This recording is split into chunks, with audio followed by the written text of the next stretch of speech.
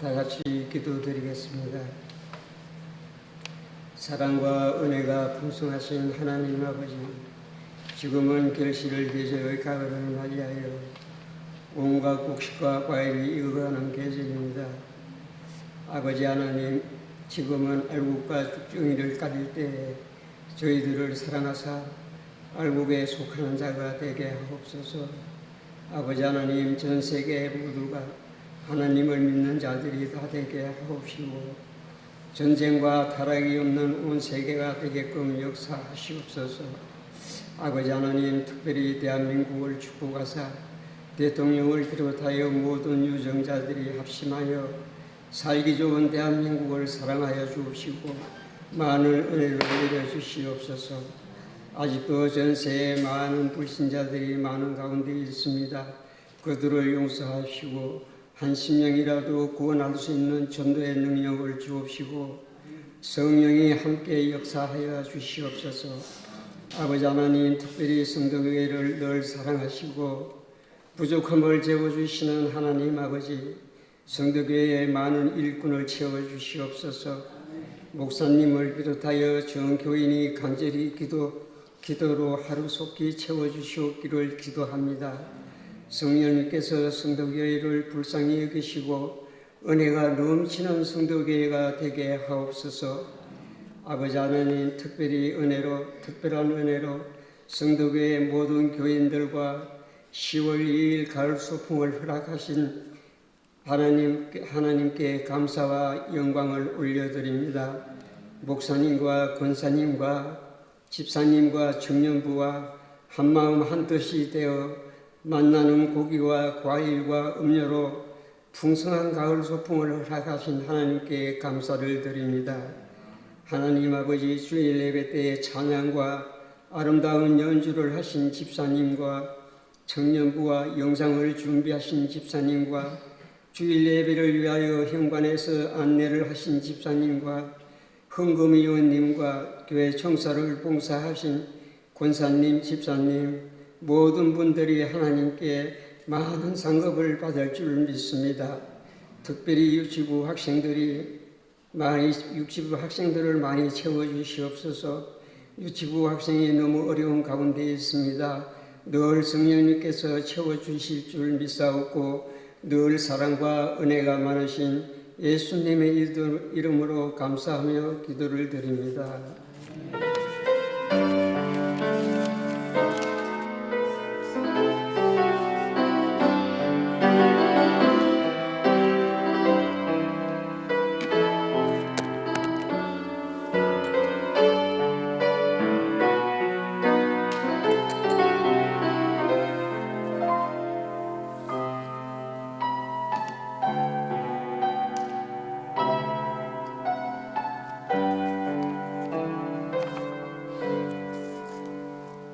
감사합니다. 하나님 말씀 함께 읽겠습니다. 오늘은 사무엘하 7장입니다. 여러분, 사무엘하 7장 성경을 다 좀 찾아놓고 말씀 나눠주겠습니다.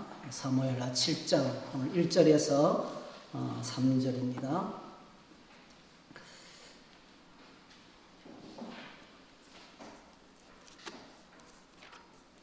사무엘하 7장 1절에서 3절까지입니다.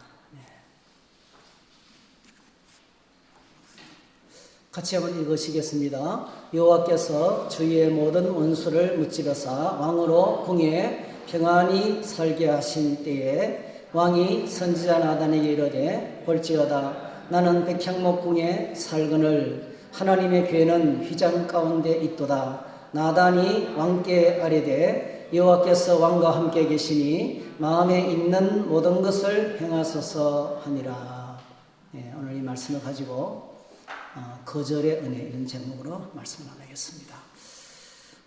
우리가 사는 세상이 여러 가지로 소란합니다. 전쟁은 계속 중에 있고요.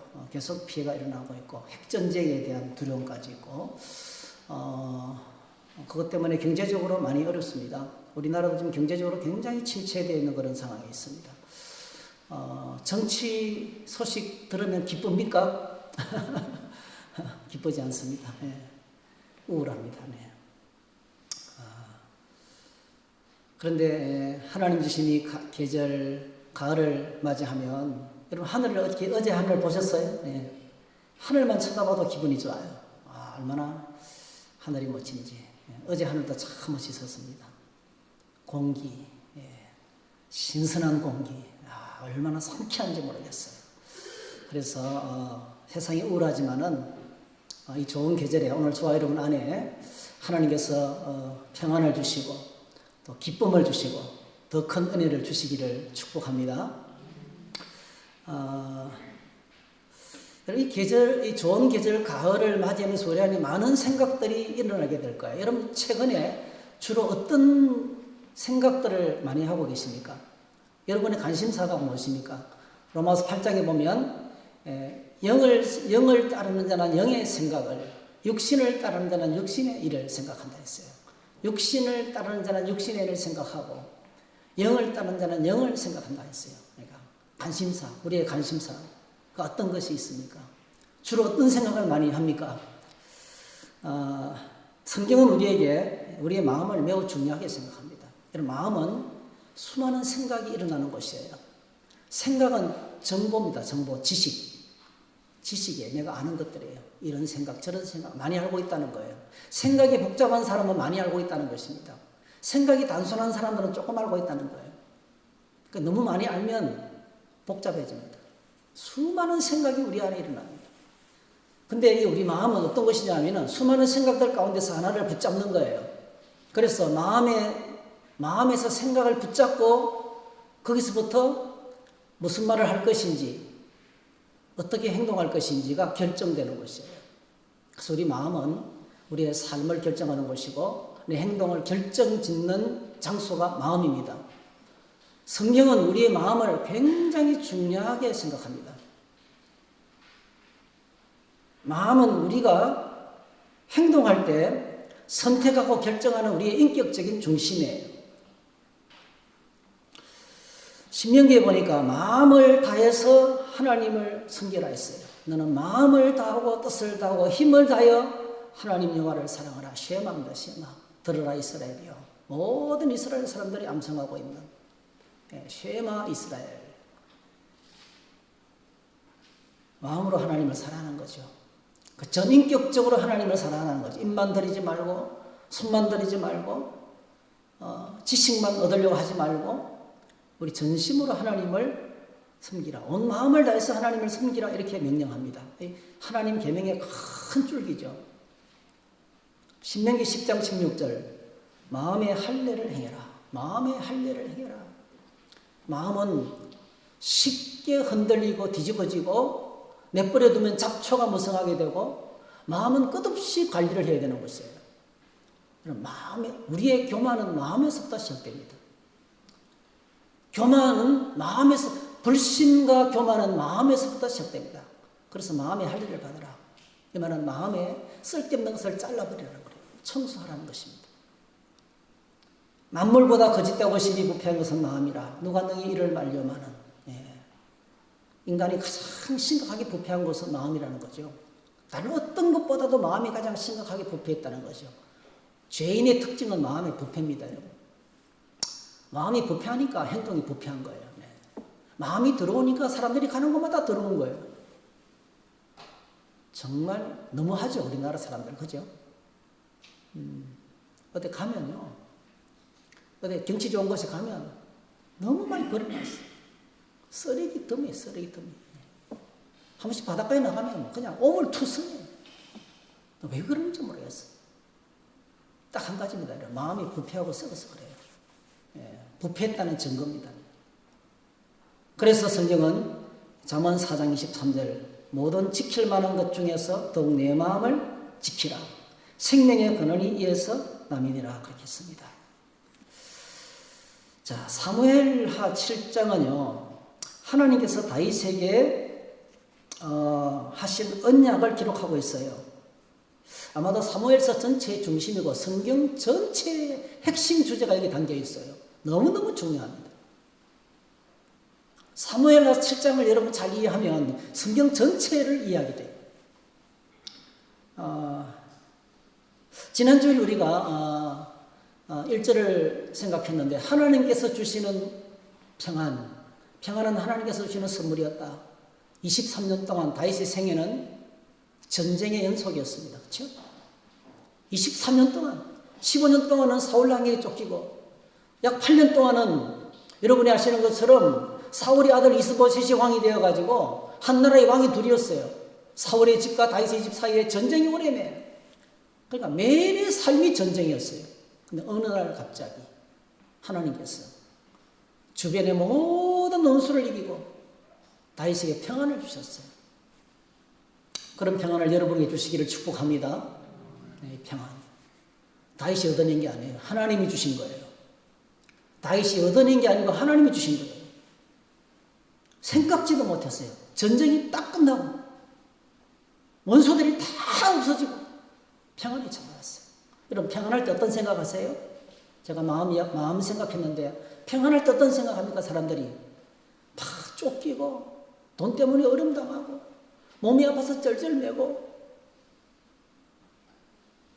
그러다 어느 날요 집도 이기고 차도 생기고 수입도 좋아지고 그리고 풍파가 없어진 거예요. 그냥 평안한 거예요. 넉넉하게 된 거예요. 돈도 있고 시간도 있고 평안하고 자 이렇게 평안한 때가 찾아왔을 때 여러분 어떤 생각을 하세요? 여러분 거의 모든 사람들은요 거의 모든 사람 평안할 때 되면요 그때부터 인생은 우리 인간은요 평안해지고 우리 자신이 방치가 되면 그때부터 우리 마음에 잡초가 생겨나기 시작합니다. 그때부터 엉망이 됩니다.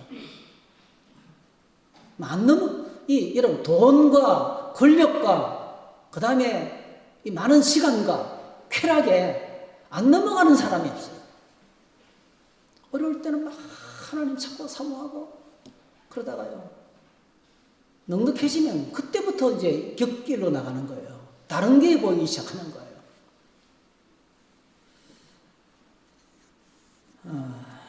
근데 오늘 사무엘하 7장을 보면 사무엘하 7장을 읽으면 자 사무엘하 7장 성경을 좀 보십시다.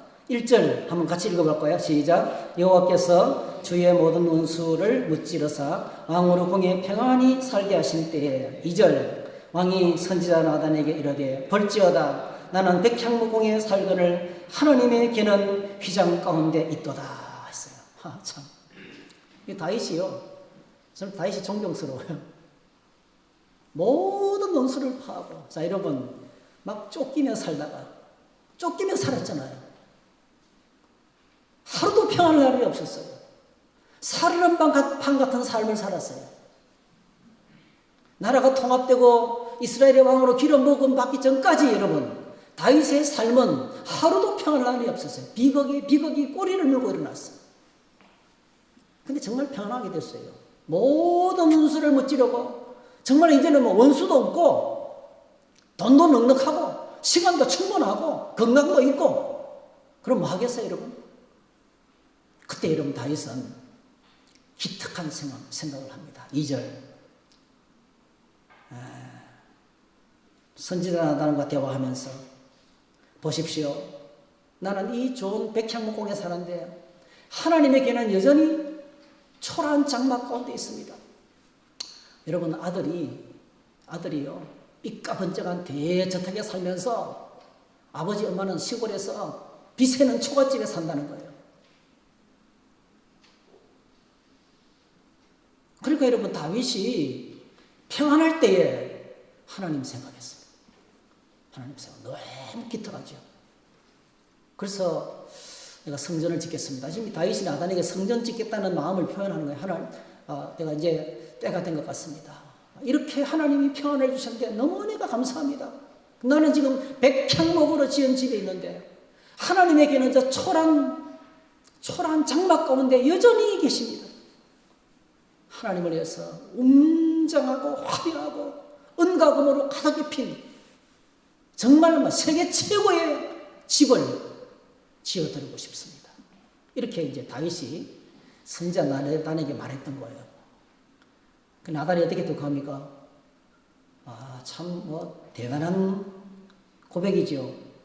3절 읽으십시다. 시작. 나단이 왕께 아뢰되 여호와께서 왕과 함께 계시니 마음에 있는 모든 것을 행하소서 하니라. 저거 대찬성입니다. 물어볼 것도 없습니다.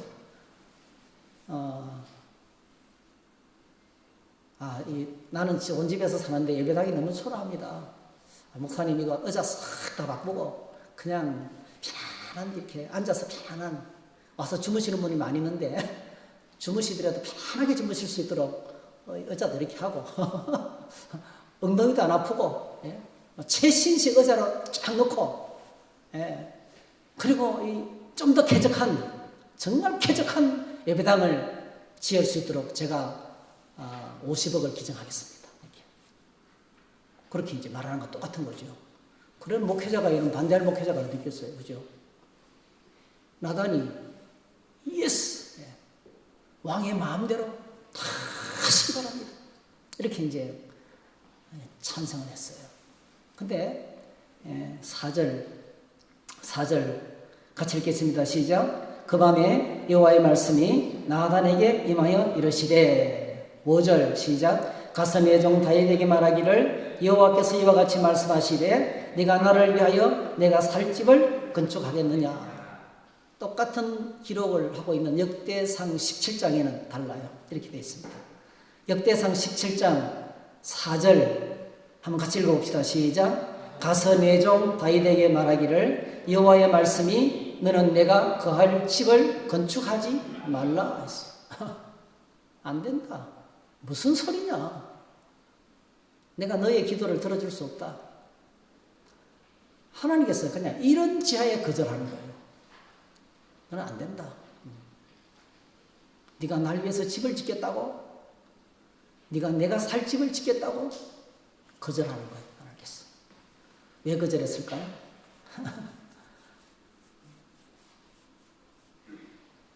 오늘 저희들이 거절의 이유를 한번 찾아봐야 되겠어요. 우리가 첫 번째로 생각해야 될 것은요. 우리가 평안할 때, 형통할 때, 은혜가 넘칠 때, 넉넉할 때 여러분 꼭 기억하셔야 돼요. 다윗처럼 하나님 생각하시기를 축복합니다. 참 중요하죠. 이거 정말 중요한 거예요. 근데 이 다윗의 하나님 생각하기로 시작된 성전건축 계획이요. 하나님 앞에서 거절당합니다. 그런데 이 역대하 7장 맨 마지막에 보면요. 다윗이 하나님께 거절당하고 막 감격스럽습니다. 거절당하고 상처 입은 게 아니고요. 너무너무 감격해가지고 막 찬양하고 난립니다, 여러분. 얼마나 큰 은혜를 받은지 몰라요. 한번 따라합시다. 하나님께서 거절하시는 은혜가 크다. 그 이유를 오늘 저희들 함께 좀 살펴봤으면 좋겠어요. 하나님께서 이 성경을 보면 다윗의 제안을 단호하게 거절하십니다. 거절하시는 이유가요. 4절부터 7절 사이에 기록이 됐어요. 한번 읽어볼까요? 자, 사무엘하 7장 4절에서 7절을 한번 읽어보겠습니다. 시작. 그 밤에 여호와의 말씀이 나단에게 임하여 이르시되 가서 내 종 다윗에게 말하기를 여호와께서 이와 같이 말씀하시되 네가 나를 위하여 내가 살 집을 건축하겠느냐. 내가 이스라엘 자손을 애굽에서 인도하여 내던 날부터 오늘까지 집에 살지 아니하고 장막과 성막 안에서 다녔나니 이스라엘 자손과 더불어 다니는 모든 곳에서 내가 내 백성 이스라엘을 먹이라고 명령한 이스라엘 어느 지파들 가운데 하나에게 내가 말하기를 너희가 어찌하여 나를 위하여 백향목 집을 건축하지 아니하였느냐고 말하였느냐 했어요. 자, 그 밤에 하나님께서 선지자 나단을 통해서 다윗에게 돌아온 하나님의 대답은 다윗 뭔가 심각하게 오해를 하고 있다는 거예요. 여러분 오늘 저희들이 기억하셔야 돼요.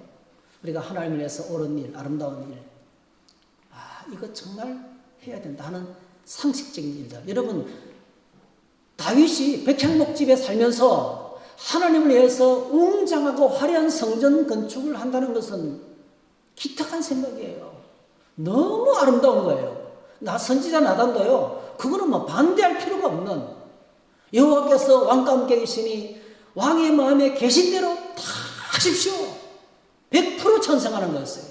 근데 선지자 나단도 다윗도 심각하게 실수했어요.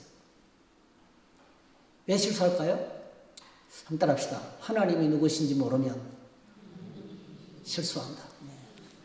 우리 하나님은 인생이 아니십니다, 여러분. 하나님은 사람이 아닙니다.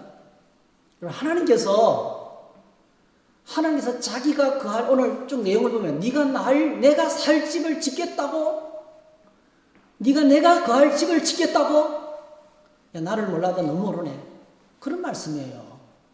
하나님은 어디 계시는 분이십니까? 하나님은 온 우주에 충만한 분이십니다, 여러분. 하나님은 온 우주 만물을 참여하시는 위대하신 분이십니다. 그 엄청나게 위대하신 그분이 들어가 살 집이, 우리는 이렇게 생각해요. 예배당 안에 하나님이 계신다. 잘못된 거예요. 잘못된 생각이에요, 여러분. 하나님은 예배당에도 계시지만 언제나 나와 함께 하시고 우리 삶의 현장에 함께 하십니다. 할렐루야. 하나님은 온 천지에 충만하십니다. 성막은요, 오늘 성막은 어떤 것입니까? 그래서 하나님께서 가르쳐 주는 거예요. 성경 보십시오.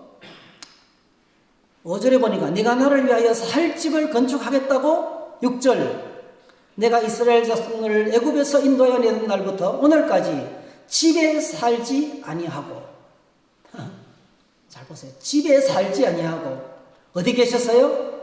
장막과 성막 안에 다녔나니. 그러면 장막과 성막 안에 다녔었다는데요, 이곳이 어떤 곳입니까? 그 7절에 나와요. 따라합시다. 이스라엘 자손과 더불어 다니는 모든 곳에서. 그거예요. 하나님 어디 계십니까, 여러분? 하나님은 어디 계십니까? 성전 안에 그 지성소 좁은 곳에, 거기에 좁은 곳에 하나님 계십니까? 지성소 좁은 곳에 계시다가 1년에 한 번만 놔주시는 분이십니까? 성막은요, 다른 게 아니고 하나님께서 그의 백성들과 함께 계시다는 임재의 상징입니다. 그래서 하나님은 이스라엘 백성을 출애굽해서 이끌어낸 날부터 꼭 기억하십시오. 오늘날까지 집에 들어가 사시는 분이 아니고요, 그의 백성들과 늘 함께 하셨어요. 할렐루야. 하나님은 성전 안에 계시는 분이 아니고 하나님의 백성들과 함께 하셨다는 거예요. 그래서 다윗이 성전 지을 생각 속에 뭐가 있는지 아세요, 여러분? 하나님이 간파한 거예요. 왜 웅장한 성전을 짓겠다고 마음먹은지 아세요? 그 안에는요, 자기 애가 있는 거예요. 내가 이 정도 살만하게 되었으니 화려한 성전을 지어서, 와, 대단하다. 여러분, 예수님 당시에 헤롯이 46년 동안 그 웅장한 성전을 짓고 있었어요. 와, 헤롯 대왕 최고. 헤롯 대왕의 민심을 잃었거든요. 백성들의 민심을 되찾기 위해서 한 작업 중에 하나가 성전 지어준 거였어요. 다윗 같은 경우도요, 정치적으로 이제는 모든 원수를 이기고 명실상부하게 세계 최고가 되었어요. 근데 이 다윗의 최고의 명예를 뒤에서 받쳐줄 사람이 누구예요? 하나님이시죠. 성전마저 웅장하게 짓는다면 그는 그야말로 신적인 존재가 될 거예요. 어쩌면 그 안에 우리가 하나님을 위해서 크게 헌신할 때요, 우리 안에 그런 의가 있는지도 모르겠어요. 근데 여러분, 다윗이 하나님의 성전을 지어드리려고 했던 마음의 결정적인 문제는요, 하나님에 대해서 잘 몰랐던 거예요. 여러분, 하나님은 성전 안에 계시는 분이 아닙니다. 하나님은 그의 백성들과 함께 계시는 분이십니다. 함께 계시는 목자입니다. 따라다니면서 길을 인도하시고 문제가 생기면 해결해 주시고 거룩하게 하시고 그리고 영광 받으시는 분이십니다. 여러분, 이번 한 주간 주님 안에서 사시면서 이 하나님과 함께 사시기를 축복합니다. 따라합시다. 내가 하나님을 모신 성전이다. 그렇게 살기를 원하는 거예요. 여러분, 이 텐트는요, 이동하는 곳이에요. 이스라엘 백성들이 옮겨 다니는 곳마다 이스라엘 백성의 삶의 한가운데 머무시는 거예요. 요한계시록을 보면 사도 요한이 밥 먹으면서 환난을 당하면서요, 환상을 봅니다. 그때 봤던 환상이 오늘 본문의 내용하고 똑같습니다. 한번 찾아볼까요? 요한계시록, 여러분 사무엘을 두시고요.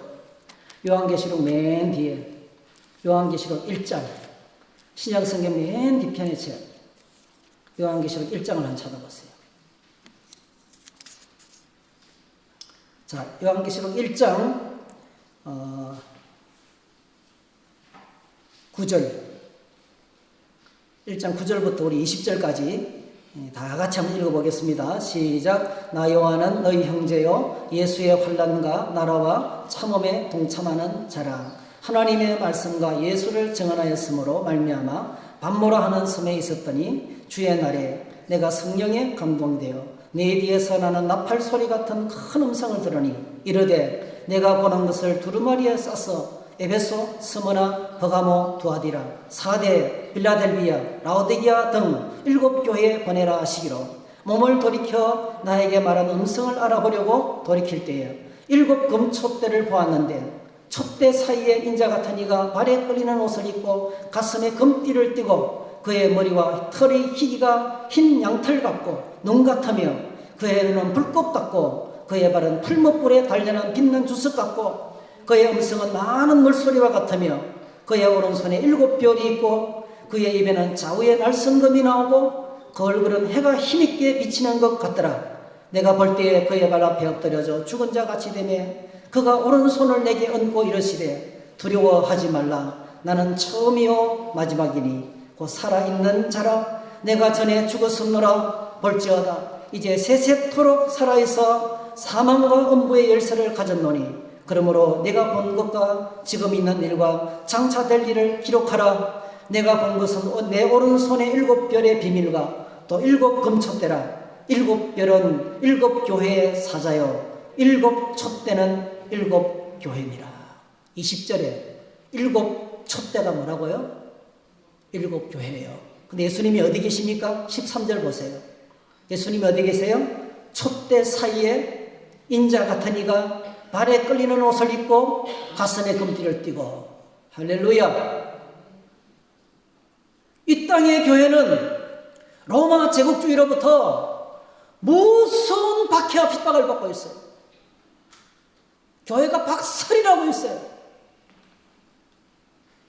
추방을 당하고 직업을 빼앗기고 사자밥이 되고 끓는 가마 속에 들어가고 교회는요 말할 수 없는 고난을 당하고 있었어요.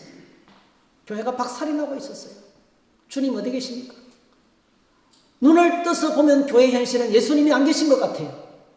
예수님께로부터 다 버림받은 것 같아요. 다 붙들려가고 고난당하고 땅길에 숨고 말이죠. 목숨을 부지하기 위해서 예수 믿는 사람들은 숨어야만 살 수 있었어요. 그런데 여러분 사도 요한이 그 환란 가운데서 눈을 들어 하늘을 보니까 예수님이 어디 계세요? 예수님께서 환난당하고 고난당하는 촛대 사이에 그 교회 가운데 계셨어요. 할렐루야. 여러분 기억하시기 바랍니다. 우리가 고난당할 때 어려울 때 우리는 홀로 계시지 않습니다. 홀로 있지 않습니다. 주님이 거기에 하나님 백성들과 함께 계시는 거예요. 오늘 하나님께서 다윗의 성전 건축을 거절하시면서 네가 내가 살 집을 건축했다고 하나님께서 심각하게 오해했다. 나는 어느 집에 들어가서 산 적이 없다는 거예요. 여러분 기억하세요. 신전에 신을 모셔놓고 섬기는 모든 종교는 가짜입니다. 여러분 가짜입니다. 살아계신 하나님은 어느 집 안에서 기다리고 있다가 찾아오는 사람들만 만나주는 사람이 아니라는 거예요. 환난당하고 고난당하고 외롭고 쓸쓸하고 고통당하는 하나님의 백성들과 함께 계시는 분이십니다.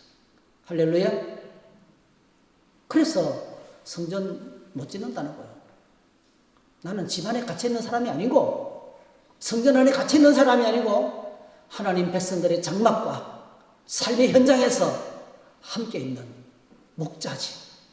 나의 보좌는 하늘에 있고 나는 하늘에 보좌가 있고 그리고 그 백성들과 함께하는 분이라는 거예요. 그분이 누구예요? 임마누엘이시고. 그래서 우리의 구원이 완성된 그날에 우리는 하나님과 함께 영원히 같이 살게 될 줄로 믿습니다. 이게 우리를 향한 하나님의 뜻이라는 겁니다. 그래서 오늘 저희들이 내가 아는 상식으로 주님을 섬기려고 하면 안 돼요. 그건 너무 기특한 생각입니다. 그렇게 합시다. 회의장에서 만장일치로 가결했어요. 부부가 만장일치로 여보 그렇게 합시다 했어요. 근데 여러분 하나님 생각이 아닐 수 있어요. 왜 그렇습니까? 우리가 하나님에 대해서 잘 모르기 때문에, 하나님에 대한 잘못된 지식 때문에, 인간적으로 하나님을 생각하기 때문에 하나님의 뜻을 잘 몰라서 우리는 실수할 때가 많다는 것을 여기서 기록을 하고 있습니다. 자, 그런데 놀랍게도 하나님께서 성전 건축을 반대하신 이유가 뭡니까? 다윗이 미워서 그랬습니까? 아니죠. 하나님에게는 자기가 살 집이 필요 없어요. 따라합시다. 하나님은 영이시니, 영이신 하나님에게 공간, 이런 건축 공간이 필요 없는 거예요. 그분의 진정한 보좌는 하늘에 계시고, 그래서 이 땅의 성막은 바로 뭡니까? 하나님이 우리와 함께 하시다는 심볼입니다. 여러분. 사인입니다. 자, 그러면서 하나님께서 다윗에게 엄청난 말씀을 들려주십니다. 엄청난 말씀. 그것이 오늘 다윗에게 이 기특한 생각을 하는 다윗의 제안을 거절하면서 내가 사실 이런 계획을 갖고 있다. 이러면서 하나님 자신의 계획을 밝히는데 그게 다윗에게는 축복이고 다윗에게는 엄청난 은혜의 언약이었어요. 그게 8절에서 13절입니다. 한 보실까요? 자, 8절에서 사무엘하 7장 8절에서 13절 찾으셨죠? 사무엘하 7장 8절에서 13절 있습니다. 시작. 그러므로 이제 내 종 다윗에게 이와 같이 말하라. 만군의 여호와께서 이와 같이 말씀하시기를 내가 너를 목장 곧 양을 따르는 데서 데려다가 내 백성 이스라엘의 주권자로 삼고 네가 가는 모든 곳에서 내가 너와 함께 있어 내 모든 원수를 네 앞에서 멸하였은즉 땅에서 위대한 자들의 이름같이 내 이름을 위대하게 만들어 주리라. 내가 또 내 백성 이스라엘을 위하여 한 곳을 정하여 그를 심고 그를 거주하게 하고 다시 옮기지 못하게 하며 악한 종류로 전과 같이 그들을 해하지 못하게 하여 전에 내가 사사에게 명령하여 내 백성 이스라엘을 다스리는 때와 같이 아니하게 하고 너를 모든 원수에게서 벗어나 편히 쉬게 하리라. 여호와가 또 내게 이르노니 여호와가 너를 위하여 집을 짓고 내 수완이 차서 내 조상들과 함께 놓을 때에 내가 내 몸에서 날 내 씨를 내 뒤에 세워 그의 나라를 견고하게 하리라. 그는 내 이름을 위하여 집을 건축할 것이요 나는 그의 나라 왕위를 영원히 견고하게 하리라 했습니다. 자, 하나님께서 대신에 다윗에게 이제 축복하시고 은혜를 약속하시는 거예요. 언약, 다윗의 언약. 이거 보고 하나님께서 다윗과 맺은 언약입니다, 여러분. 여러분 꼭 기억하시기 바랍니다. 우리는 믿음 안에서 아브라함과 다윗에게 주신 언약이 우리에게 하신 언약인 줄 믿습니다. 이걸 아멘으로 받으면 내게 주신 언약이 되는 거예요. 네. 자, 어떤 언약을 하셨습니까? 제일 먼저요, 7절, 8절. 내가 지금까지 너는 목장에 양치는 목동이었는데, 목장에서 양치는 초란 가문의 집안에서도 제껴놓은 막내 아들이었는데, 내가 너를 불러서 이스라엘의 주권자로 세웠다. 내가 너를 왕되게 했다는 거예요. 내가 너를 지금 이때 이 순간까지 세계 최고의 임금이 되겠다는 거예요. 은혜입니다. 하나님께서 내가 너에게 지금까지 은혜를 베풀었다. 네가 날 위해서 하는 것이 아니고 내가 널 위해서 수많은 세월 동안에 보살피고 생명을 지켜주고 이 자리까지 이끌었다는 거예요. 여러분 하나님의 은혜를 깨닫게 되시기를 축복합니다. 내가 아니고 하나님이십니다. 하나님이 여기까지 이끌었다는 거예요. 네가 한 게 아니고. 여러분 우리가요 하나님의 은혜에 대해서 눈을 뜨지 못하면 계속 우리는 상처받습니다. 누가 내가 이렇게 고생하는데, 내가 이렇게 수고하는데 알아주는 사람 없어도 상처받고요. 신앙생활을 못해요. 그냥 하나님 은혜에 눈을 뜨면 그저 감사할 뿐이에요. 그저 감사할 뿐이에요.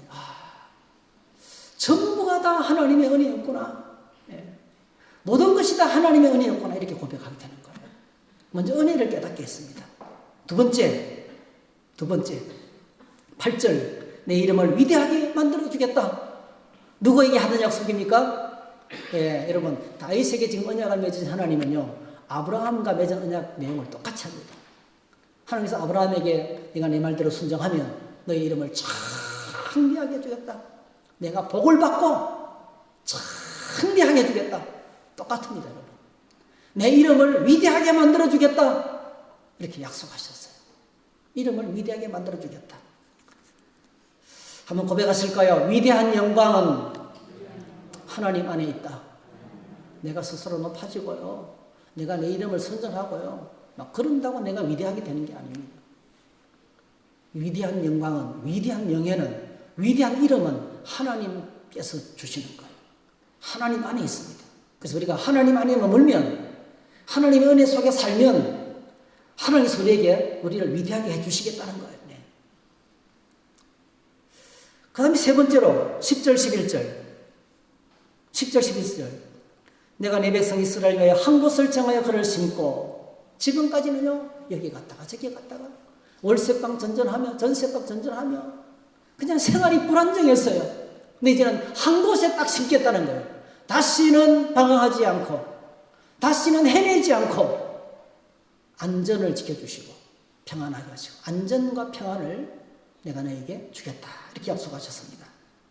그리고 결정적인 마지막 약속, 이것이 지금 앞에까지는 서론이고 서론, 진짜 하나님께서 하신 약속. 11절 하반절, 여호와가 너를 위하여 집을 짓겠다. 내가 너의 집을 지어주겠다. 그게 11절부터 13절까지예요. 어떤 집입니까? 하나님께서 네가 나의 집을 짓는 게 아니고, 잘못했다. 네가 나를 위해서 네가 내가 거할 집을 너는 못 짓는다. 또 그럴 필요도 없고, 근데 내가 너의 집을 지어주겠다. 할렐루야. 하나님께서 너의 집을 지어주겠다. 너의 집과 나라를 지어주겠다. 그게 바로 뭡니까? 다윗 왕국이에요. 다윗의 후손들이, 다윗의 몸에서 태어날 아들들이 계속 임금이 되고, 그러니까 다윗이 통치하는 이스라엘 나라는 다윗의 후손들이 계속 통치하게 되는 거죠. 어떻게 지어주겠습니까? 어느 누구도 무너뜨릴 수 없는 영원히 견고한 집을 지어주겠다는 거예요. 이게 하나님께서 다윗에게 약속하신 약속입니다. 그러니까 하루아침에 이루어지는 나라가 아니에요. 여러분 아시는 것처럼 세상에 영원한 권세, 영원한 나라는 없습니다. 영원한 권세, 영원한 나라는 없습니다. 여러분 러시아가 저렇게 난리를 치는 이유는요, 과거에 한때 잘 나갔거든요. 소련 아시잖아요, 여러분. 세계의 패권을 쥐고 미국과 겨루던 나라가 과거에 그렇게 패권의 나라였어요. 여러분 시리아 한때는요 세계의 패권을 지는 아수르 후예들입니다, 여러분. 한때 전 세계를 짓고 흔들었던 나라입니다. 근데 지금은 초라해졌거든요. 다시 회복하고 싶은 거예요. 다시 옛날의 영광을 회복하고 싶어서 발버둥 치는 거예요. 영원한 나라는 없습니다. 영원한 권세는 없습니다. 화모 11억인 것처럼 권세도 똑같습니다. 이스라엘 영원하지 못했습니다, 여러분. 북쪽의 이스라엘은 주전 721년에 아수르로부터 망했습니다. 남쪽의 유다, 다윗의 아들들이 다스리는 남쪽의 유다는요, 여러분 아시잖아요. 주전 586년에 바빌론으로부터 멸망했습니다. 그리고 수백 년 동안 그들은 나라 없는 민족이 되었어요. 그러다가 1948년도에 여러분 아시는 것처럼 그냥 어찌 하다가 미국과 유럽이 도와줘가지고 나라를 만든 거예요. 지금 이스라엘이 만들어진 거예요.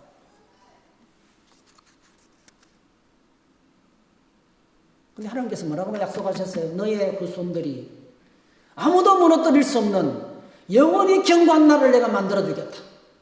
내가 너의 집을 만들어주겠다. 이 나라 어떤 나라입니까? 우리는 알아요. 어떻게 해석해야 돼요? 장차 오실 다윗의 후손으로 오실 예수 그리스도께서 세우시고 만드신 완성하실 하나님 나라인 거예요. 하나님 나라. 그러니까 이건 뭐냐면 단순한 언약이 아니고요.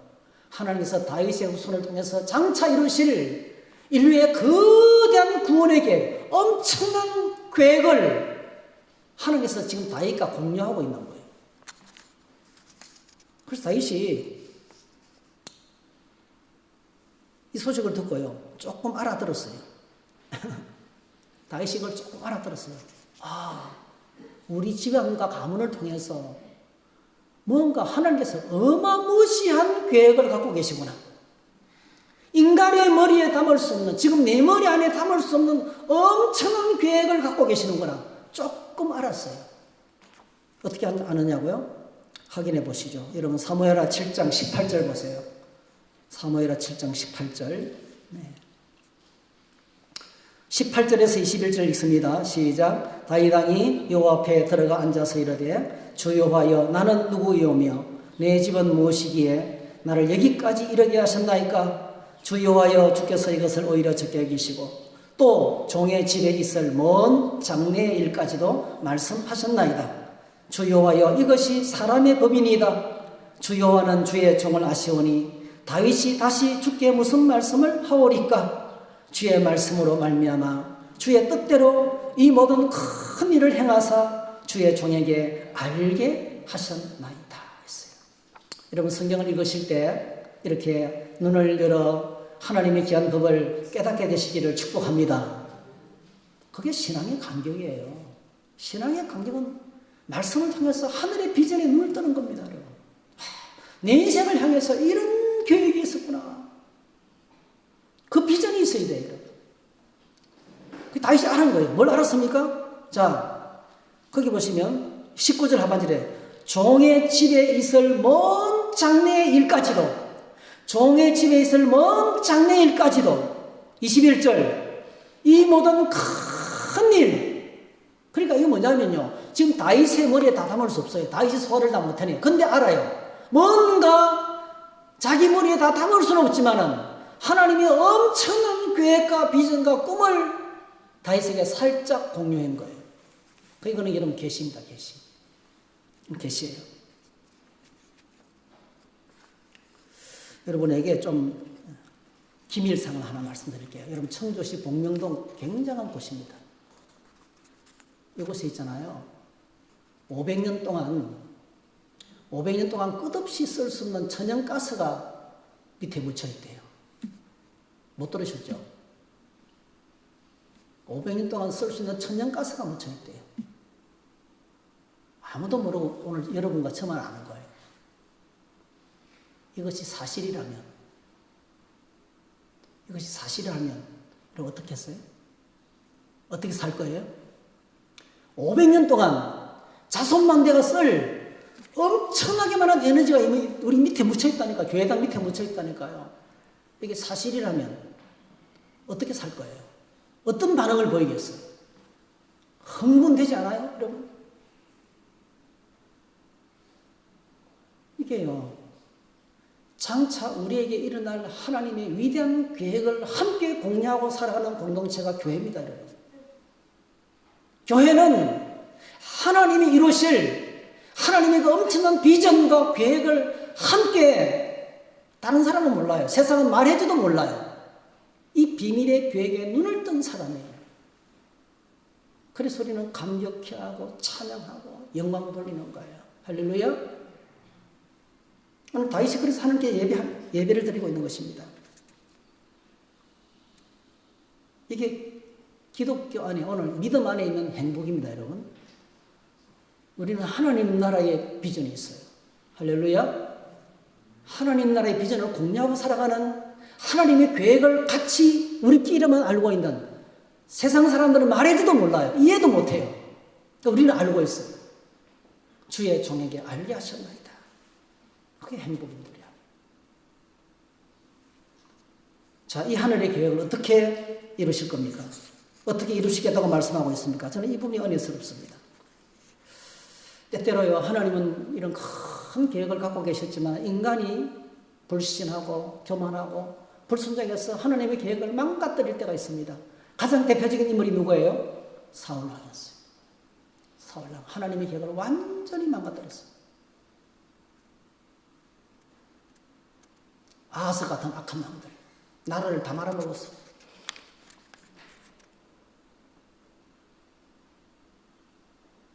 그런데 하나님께서 이 엄청난 언약을 말씀하시면서 이렇게 말씀합니다. 성경 보세요, 여러분. 사무엘하 7장 14절. 자, 어떻게 이루시겠다고 말씀하시니 중요해요. 사무엘하 7장 14절에서 16절 같이 읽습니다. 시작. 나는 그에게 아버지가 되고 그는 내게 아들이 되리니 그가 만일 죄를 범하면 내가 사람의 매와 인생의 채찍으로 징계하려니와 내가 네 앞에서 물러나게 한 사울에게서 내 은총을 빼앗은 것처럼 그에게서 빼앗지는 아니하리라. 내 집과 내 나라가 내 앞에서 영원히 보존되고 내 왕위가 영원히 경고하리라 하셨다 하라 했어요. 자, 이런 계획을 갖고 내가 너희 아들들이 왕이 되게 하고 나라를 견고하게 하고 축복을 해주겠는데, 근데 자격 미달의 왕이 나올 것이다. 내 말을 듣지 않은 악한 놈들이 나오게 될 것이다. 아들들 가운데서 여러분 속썩이는 아들이 나온다는 거예요. 그때 하나님 어떻게 하시겠다고 말합니까? 사람의 매와 인생 채찍으로 징계하겠다는 거예요. 사람 채찍과 인생 채찍으로 징계하겠다는 거예요. 그러면서 뭐죠? 아무리 심각하게 범죄하고 타락해도 매를 때릴지언정 사울처럼 버리지는 않겠다는 거예요. 끝없이 은혜를 베풀겠다는 겁니다. 할렐루야! 이게 무슨 뜻입니까?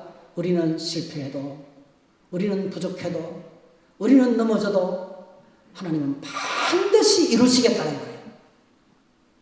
한번 따라하실 거예요. 하나님이 하십니다. 우리는 실패하고 우리는 부족하고 넘어져도 하나님은 이루시겠다는 거예요. 하나님 반드시 자신의 계획을 이루시겠다는 거예요. 이게 하나님의 열심이에요. 아무리 우리가 부족해도, 우리가 아무리 못한다고 말해도 하나님 이루시겠다는 거예요. 그래서 여러분 참 이 하나님의 말씀의 언약이 이루어진 마태복음 1장을 딱 보면요, 그 족보가 딱 나와요. 아브라함과 다윗의 자손 예수 그리스도의 세계라 족보가 나오죠. 이 족보에 예수님의 족보, 지금 예수님이 오시는 족보잖아요. 이 다윗의 언약이 성취되는 상황이잖아요. 근데 이게 이 족보에 4명의 여자가 나옵니다. 4명의 여자. 첫 번째 등장하는 여자 다말. 이 다말은 유다의 며느리입니다. 두 아들이 죽자 이 다말이 대를 잃기 위해서 길목에서 창녀로 가장해서 기다리다가 시아버지에게 술을 먹이고 동침해서 아들을 낳습니다.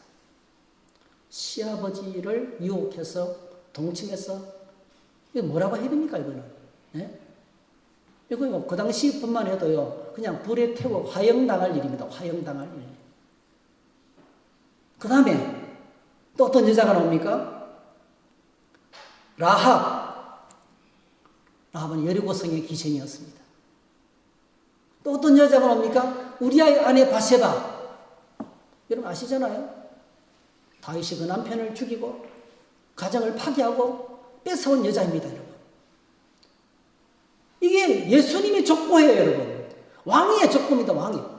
다윗 왕의 후손의 족보입니다. 이 족보 속에요, 세상에 담지 못할 온갖 추악한 죄가 다 들어가 있어요.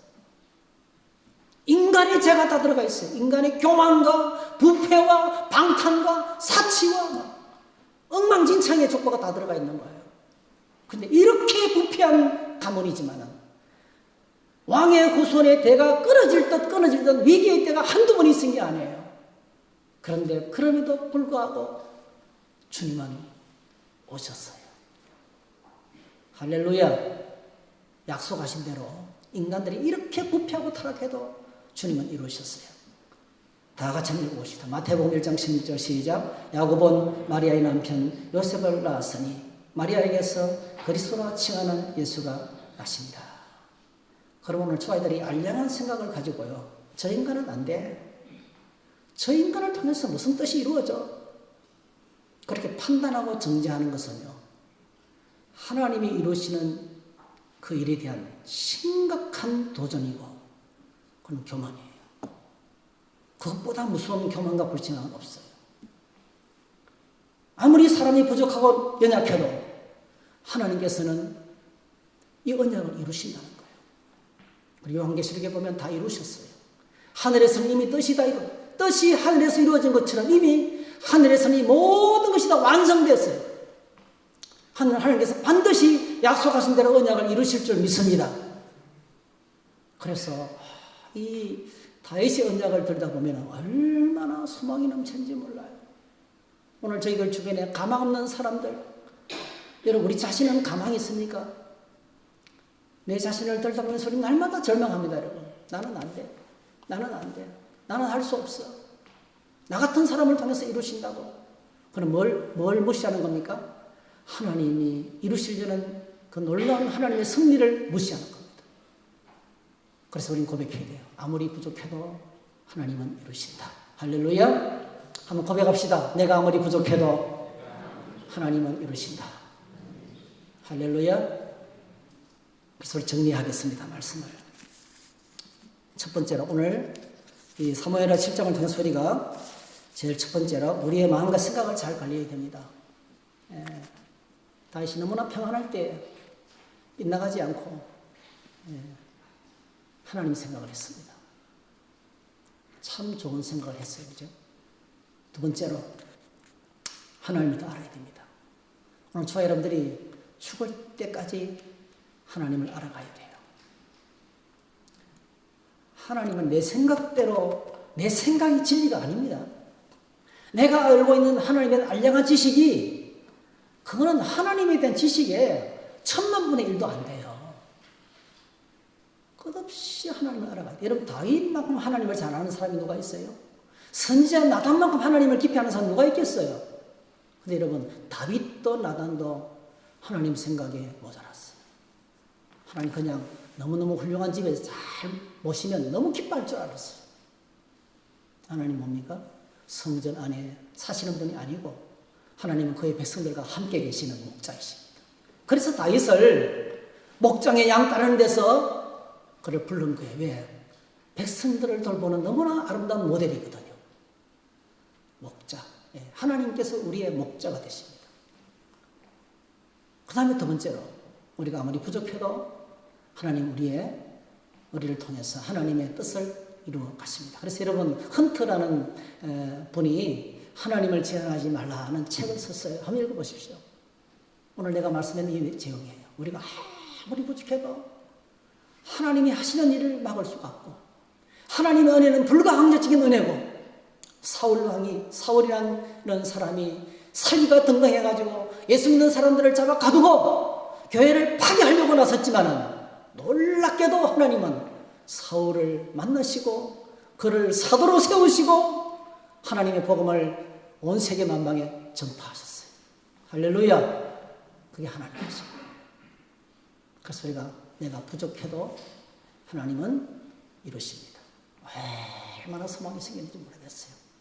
여러분 오늘 저와 여러분들이 청주성도교회가 아무리 부족하고 우리가 부족해도 우리가 서로 바라보면서 우리 교회는 이제 끝났다. 우리 교회는 소망이 없다. 저 사람은 뭐 안 돼. 여러분 기억하시기 바랍니다. 한 번 더 고백해볼까요? 아무리 부족해도 하나님은 이루신다. 할렐루야. 그래서 하나님이 하실 일을 멀리서 바라보면서 인내하고 기도하고 예배하고 간구하고 엎드리면 주님께서 우리를 통해서 이루실 줄로 믿습니다.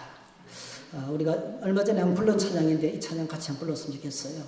주여 우린 연약합니다. 우린 오늘을 힘겨워합니다. 주 뜻 이루며 살기엔 너무 부족합니다. 우린 연약합니다. 이 찬양 한번 불러봤으면 좋겠어요.